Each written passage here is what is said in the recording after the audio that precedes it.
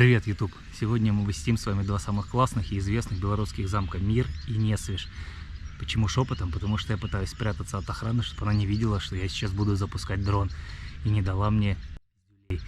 Поэтому прямо сейчас, пока я прячусь и бегаю по лесам, вы можете уже поставить лайк. Алгоритмы YouTube это очень любят, а желательно еще и подписаться и написать любой комментарий, потому что именно это дает видео шанс, что его посмотрит еще кто-то кроме вас. Поэтому большое вам за это спасибо. Я пока пошел в лес прятаться, попытаюсь взлететь, показать вам замок с воздуха, а вы пока не забудьте поставить лайк, подписаться, написать комментарий. Все, увидимся в замке, я пошел.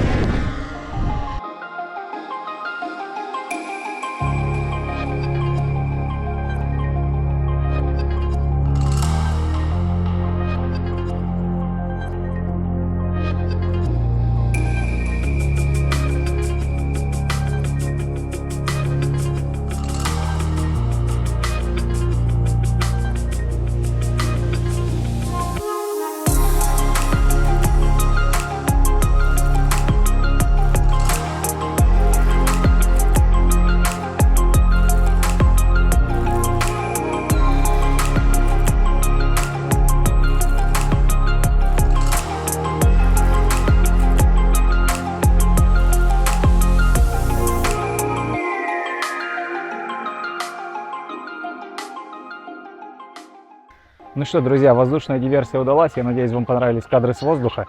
Теперь я могу идти в полный рост и говорить громко, больше не опасаясь никаких экзекуций на свой счет. Надеюсь, вы уже поставили лайк, написали какой-нибудь комментарий. Я свою часть сделки выполнил, надеюсь, вы тоже. Этот выпуск будет разбит на две части, потому что каждый из замков заслуживает отдельного ролика, и я не хотел вмешать все это вместе. А вторая причина, потому что вы очень плохо смотрите ролики, которые длиннее 10 минут.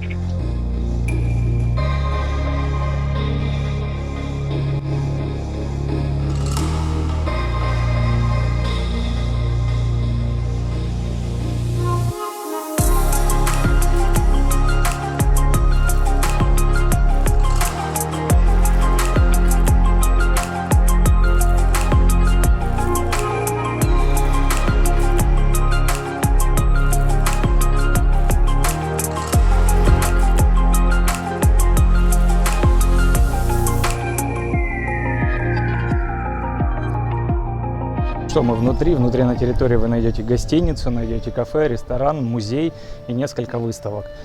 Музей платный, 15 рублей вход, и каждая выставка по 5 рублей. Итого за все я заплатил 25 рублей. Сейчас пойдем и все посмотрим. Но сначала мы пойдем в кафе, потому что я очень сильно хочу кушать. Я уже здесь брожу третий час.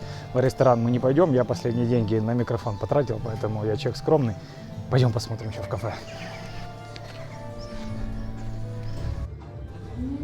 А перекусить, что посоветуете? С собой? Нет, здесь. Капучино в стаканчик с собой, конечно, нашел. Что у вас? Что вы рекомендуете? Цепелин и литовский, это что?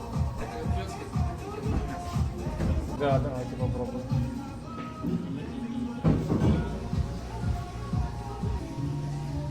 Так, еще борщ. А по десерту есть что-то? Давайте попробуем. Ну что, друзья, я прекрасно перекусил, а теперь пойдем смотреть музей. А пока вы будете смотреть музей, я вам немножко расскажу об истории этого места, буквально несколько минут.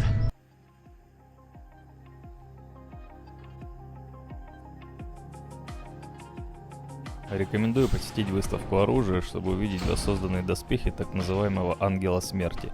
Кстати, доспех помимо умопомрачительного дизайна имел весьма прагматичные задачи. Крылья за спиной делали всадника визуально больше, издавали характерный шум, который пугал лошадей противника. Они вставали на дыбы и скидывали своих всадников. А на поле боя пеший всадник, как вы понимаете, мертвый всадник.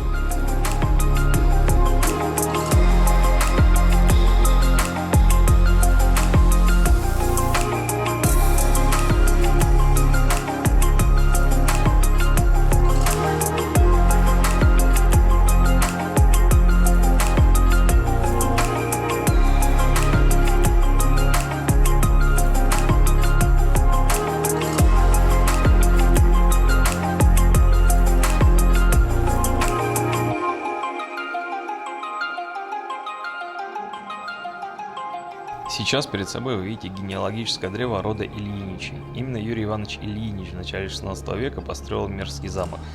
Зачем Юрий Иванович, не будучи представителем какого-то особо богатого или влиятельного рода, под закат своей жизни ввязался в строительство века, однозначно сказать никто не может.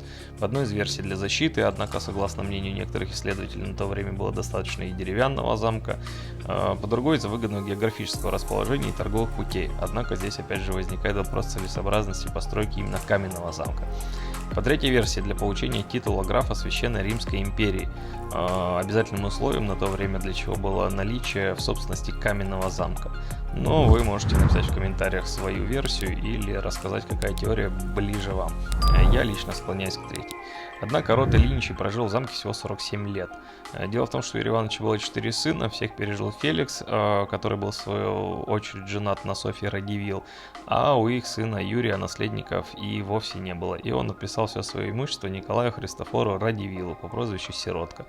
Так начинается почти 260-летнее безраздельное владение замком родом Радивил, одним из богатейших и влиятельнейших семей Великого княжества Литовского. Кстати, до 1569 года полное название княжества звучало как княжество Великое Литовское, Русское и Жемойское, а в состав его входили земли современной Литвы, Белоруссии, Украины, России, Латвии, Польши, Эстонии и неожиданно Приднестровья. Но вернемся к Радивилам, а именно к Николаю Сиротке. Несмотря на доставшийся ему лучший замок в регионе, который весьма выгодно расположен, Сиротка делает из него практически дачу и строит себе другой замок в Несвеже, куда мы отправимся в среду. Поэтому не забудьте подписаться, поставить колокольчик, тогда YouTube вам пришлет уведомление, когда выйдет следующий выпуск. Дальше за 260 лет замок пережил много событий, войн, разрушений, войну Российской империи с Речью Посполитой, Северную войну, Отечественную войну 812 года, и каждый раз, естественно, его грабили и разрушали, а в 1812 году вообще взорвали. 17 марта 1814 года владения были разделены на две части императорским указом и по итогу отказались во владении Витгенштейнов на 63 года. В это время замок пришел в упадок и полное запустение, пока не был продан в 1887 году дочерью Льва Витгенштейна Марии, поскольку на тот момент в Российской империи существовал закон, согласно которому иностранные граждане не могут владеть землями на территории Российской империи. В 1891 году эти земли покупает Николай Иванович Святополк-Мирский за весьма внушительную по тем временам сумму в 414 тысяч рублей серебром. Святополк-Мирские владели замком фактически до 1039 года, а де юре до 1945 года. В октябре 1978 года появилось постановление Совета министров Белорусской ССР о реставрации Мирского замка. В настоящее время замок является одним из самых туристических мест Беларуси, памятником архитектуры и частью списка всемирного наследия ЮНЕСКО. Как и любой приличный замок, в нем есть свое привидение, свой тайный подземный ход и свои тайные зарытые не пойми где сокровища. Но, как вы понимаете, никто ничего из вышеперечисленного никогда не видел. Ну что ж, друзья, спасибо, что досмотрели этот выпуск до конца. Не забудьте поставить лайк, подписаться, нажать колокольчик, потому что в среду вас ждет очередной выпуск про Несвежский замок и продолжение разговора о таком удивительном роде, как род Радивил, который, кстати, существует до настоящего времени. И в среду вы узнаете, что роднит, например, род Радивил и президента американского Кеннеди. Поэтому не забудьте подписаться, поставить колокольчик. Увидимся в среду. Пока.